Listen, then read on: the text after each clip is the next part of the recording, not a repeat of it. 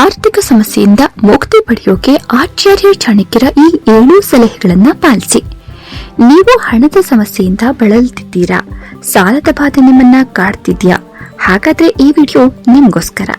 ಚಾಣಕ್ಯರು ತಮ್ಮ ಚಾಣಕ್ಯ ನೀತಿಯಲ್ಲಿ ಮನುಷ್ಯ ಆರ್ಥಿಕವಾಗಿ ಹೇಗೆ ಸದೃಢವಾಗಬೇಕು ಅನ್ನೋದನ್ನ ವಿವರಿಸಿದ್ದಾರೆ.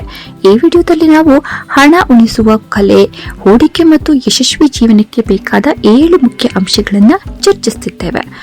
ಆರ್ಥಿಕ ಸಮಸ್ಯೆಯಿಂದ ಮುಕ್ತಿ ಪಡೆಯಲು ಆಚಾರ್ಯ ಚಾಣಕ್ಯರು ಹೇಳಿರೋ ಈ ಸಲಹೆಗಳನ್ನ ನೀವು ಖಂಡಿತವಾಗಿ ಪಾಲಿಸಲೇಬೇಕು. ಹಣ ಮಾಡೋದು ಕಷ್ಟ ಅನ್ಕೊಂಡಿದ್ದೀರಾ?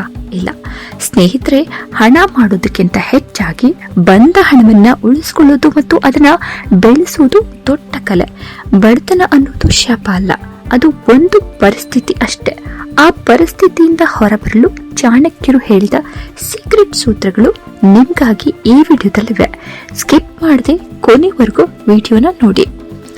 ಜೀವನದಲ್ಲಿ ಹಣದ ಸಮಸ್ಯೆ ಯಾರ? ಆದ್ರೆ ಸಾವಿರಾರು ವರ್ಷಗಳ ಹಿಂದೆಯೇ ಆಚಾರ್ಯ ಚಾಣಕ್ಯರು ಬಡತನದಿಂದ ಹೊರಬಂದು ಶ್ರೀಮಂತರಾಗುವುದು ಹೇಗೆ ಅಂತ ತಿಳಿಸಿದ್ದಾರೆ. ಇಂದು ನಾವು ಚಾಣಕ್ಯ ನೀತಿಯಲ್ಲಿ ಉಲ್ಲೇಖಿಸಲಾದ ಆ 7 ಪ್ರಮುಖ ಅಂಶಗಳ ಬಗ್ಗೆ ತಿಳಿಯೋಣ.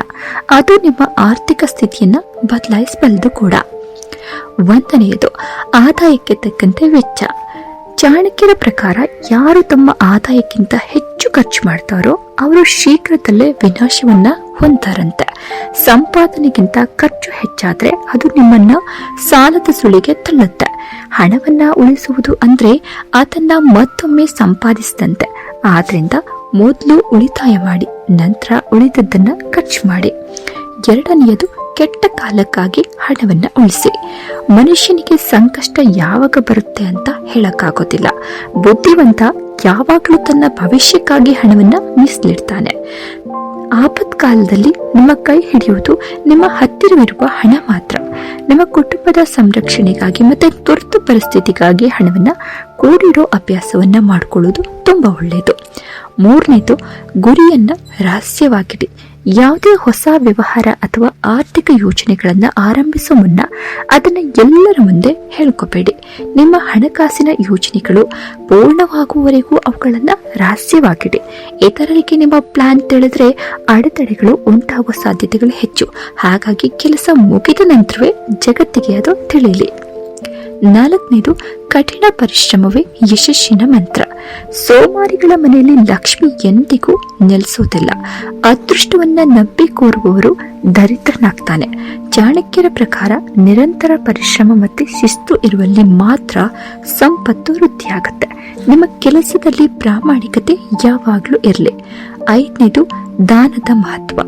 ಆಶ್ಚರ್ಯವೆನಿಸಿದ್ರು ಚಾಣಕ್ಯರು ದಾನ ಮಾಡೋದ್ರಿಂದ ಸಂಪತ್ತು ಹೆಚ್ಚುತ್ತೆ ಅಂತ ನಂಬಿದ್ದಾರೆ. ಹರಿಯುವ ನೀರು ಹೇಗೆ ಶುದ್ಧವಾಗಿರುತ್ತೋ ಹಾಗೆ ದಾನ ಮಾಡೋದ್ರಿಂದ ಸಂಪತ್ತು ವೃದ್ಧಿಯಾಗುತ್ತದೆ. ನಿಮ್ಮ ಆದಾಯದ ಒಂದು ಸಣ್ಣ ಭಾಗವನ್ನ ದೀನದಲಿತರಿಗೆ ಅಥವಾ ಸತ್ಕಾರ್ಯಕ್ಕೆ ಮೀಸಲಿಡಿ. ಇದು ಸಮಾಜದಲ್ಲಿ ಗೌರವವನ್ನು ತರುತ್ತೆ.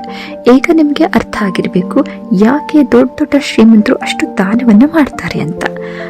ಇನ್ನು 6ನೇ ಪಾಯಿಂಟ್, ಅಪಾಯ ಎದುರಿಸಲು ಸಿದ್ಧರಾಗಿರಿ. ವ್ಯವಹಾರದಲ್ಲಿ ಸ್ವಲ್ಪ ಮಟ್ಟಿನ ರಿಸ್ಕ್ ತಗೊಳ್ಳೋದ್ರಿಂದ ದೊಡ್ಡ ಮಟ್ಟದ ಲಾಭ ಗಳಿಸಲು ಸಾಧ್ಯವಾಗುತ್ತೆ. ಹಣ ಗಳಿಸಲು ಬಯಸುವವರು ಭಯವನ್ನ ಬಿಡಬೇಕು. ಸರಿಯಾದ ಲೆಕ್ಕಾಚಾರದೊಂದಿಗೆ ಅಪಾಯವನ್ನ ಎದುರಿಸುವವನು ಮಾತ್ರ ಯಶಸ್ವಿ ಉದ್ಯಮಿಯಾಗಬಲ್ಲ. ಇನ್ನು ಕೊನೆಯದಾಗಿ 7ನೇ ಪಾಯಿಂಟ್, ಕೆಟ್ಟ ಜನರ ಸಹವಾಸ ಬಿಟ್ಟುಬಿಡಿ. ಕೆಟ್ಟ ಅಭ್ಯಾಸವಿರುವ ಸ್ನೇಹಿತರ ಸಹವಾಸ ನಿಮ್ಮನ್ನ ಆರ್ಥಿಕವಾಗಿ ಹಳ್ಳಕ್ಕೆ ತಳ್ಳುತ್ತೆ.